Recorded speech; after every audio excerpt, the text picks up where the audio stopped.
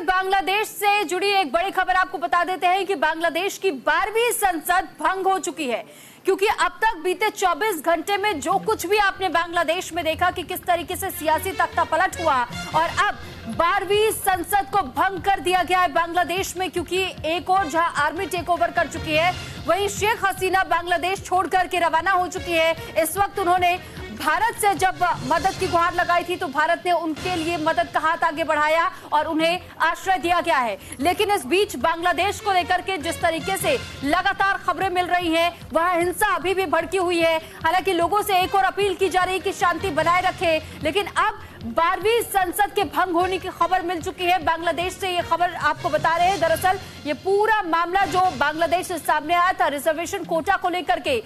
कुछ छात्रों की तरफ से पहले एक छोटे स्तर पर प्रदर्शन की शुरुआत हुई, पर देखते ही देखते इस प्रदर्शन ने विकराल रूप लिया और उसके बाद से प्रदर्शनकारियों की तरफ से उग्र प्रदर्शन की शुरुआत की गई। हालांकि ये भी बताया जाता है कि वहां पर जो विपक्षी दल थे, विपक्षी दलों का भी समर्थन इस प्रदर्शन को मिला था और इसी प्रदर्शन में जिस तरीके से जगह जगह पर तोड़फोड़ की गई थी और जिसे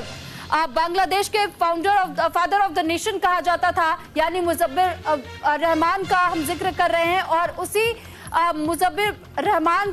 की मूर्ति को जिस तरीके से भंग करने का काम, खंडित करने का काम किया गया बांग्लादेश में प्रदर्शनकारियों की ओर से, उस तस्वीर को भी हर किसी ने देखा। साथ ही साथ बांग्लादेश में कई अलग अलग जगहों पर सरकारी संपत्तियों को भी नुकसान पहुंचाया गया। अलग अलग अब तक तस्वीरें वहां से सामने आ चुकी है। और बांग्लादेश में 7 जनवरी को राष्ट्रीय चुनाव हुए थे और इसी सरकार को चुनने का काम वहां की जनता ने किया था, लेकिन 6 महीने के बाद से अब बांग्लादेश की संसद को भंग कर दिया गया है। मोहम्मद शहाबुद्दीन ने संसद को भंग किया है। जिस तरीके से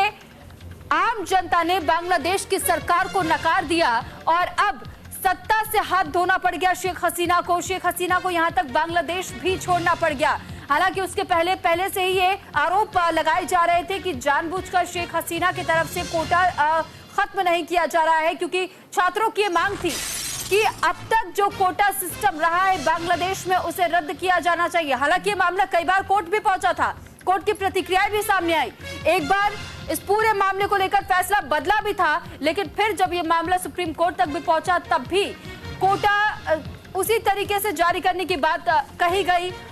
जो पहले हुआ करती थी। और अब इसी मामले ने लगातार तूल पकड़ना शुरू किया। प्रदर्शनकारी उग्र होते चले गए। कई जगहों पर जगह जगह पर आगजनी की गई, पत्थरबाजी की गई। कई ऐसी सरकारी प्रॉपर्टीज थी जिनको भंग करने का काम किया था, जिनको लगातार पत्थरबाजी के तहत में, आगजनी के तहत में उन प्रॉपर्टीज को भी आग के हवाले कर दिया गया था। तोड़फोड़ की घटनाएं कई जगहों की हमने देखी, यहाँ तक कि वहां पर मीडिया हाउसेस को तक नहीं बख्शा गया। तो कई ऐसे विचित्र तस्वीरें भी हमने देखी कि कैसे सड़कों पर भी लगातार नारेबाजियां की जा रही थी, एक और आम जनता की तरफ से, तो वहीं आम जनता ने सड़कों को भी अपना माध्यम बनाया अपने नारों को और ज्यादा दूर तक पहुंचाने के लिए, क्योंकि ड्रोन के जरिए जो तस्वीरें कैद की गई थी उन तस्वीरों में भी हमने देखा कि कैसे सरकार के खिलाफ नारे सड़कों पर लिखे हुए थे और वहां बार बार ये मांग की जा रही थी कि शेख हसीना अपने पद से रिजाइन करे। हालांकि जिस वक्त ये मामला सबसे पहले शुरू हुआ था, प्रदर्शन की शुरुआत हुई थी 3 महीने पहले, उस वक्त तक शेख हसीना को कहीं ना कहीं ये उम्मीद थी कि प्रदर्शन कुछ समय के बाद टल जाएगा, मामला शांत हो जाएगा, लेकिन हुआ ऐसा नहीं और विपक्षी दलों की तरफ से प्रदर्शनकारियों को समर्थन दिया गया और फिर ये प्रदर्शन बेहद ही बड़ा हुआ। उसके बाद ये प्रदर्शन उग्र हुआ और फिर उसकी तस्वीर हमने देखी कि मजबूरन दबाव में आकर शेख हसीना को अपने पद से इस्तीफा सौंपना पड़ा और वहीं महज 45 मिनट का समय सेना की तरफ से शेख हसीना को दिया गया ताकि वो अगर देश छोड़ना चाहती है तो वो जा सकती हैं। और उसके बाद